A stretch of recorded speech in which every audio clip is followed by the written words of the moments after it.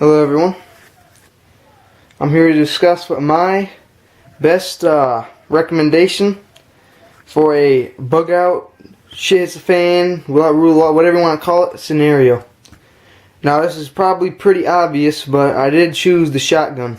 Specifically, the Remington 870. And Remington 870 for a reason. As you see down there, that's a Mossberg 500. That does hold one more shell than this, but this does one thing that will not. And I'll explain that. It involves the action. Let me close this a little bit. The extractor on this, right here, is much better handling in mud than this extractor. You probably won't be able to see on this.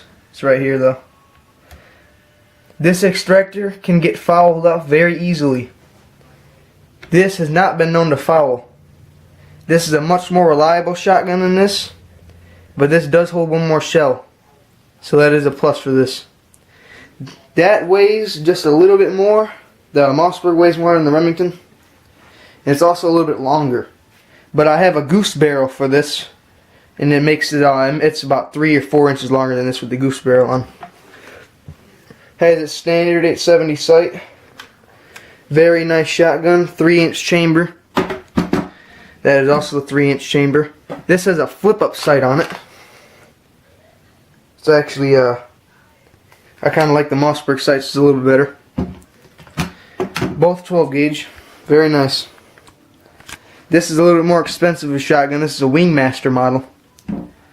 They're both from about 1981, 1979, somewhere in there. They're fairly old. The slide on this, it might just be because of the oil, but this slide is actually a lot quieter than this slide, I've noticed. And I have seen attachments for a tube that make it go all the way out past the barrel for both of these shotguns. So you can greatly increase your capacity. Now I do not have it out, but I actually have a rifle in my arsenal too. It's a Model 94. I'll make a video on that shortly. That is also a very nice gun. I don't have any semi-automatic AK-47s, AR, I don't have none of that. I have your basic hunting guns. You do not need an assault rifle, black rifle, whatever you want to call it, tactical, to be effective. This right here, the 870 with a slug, I could probably hit a man-sized target 150 yards.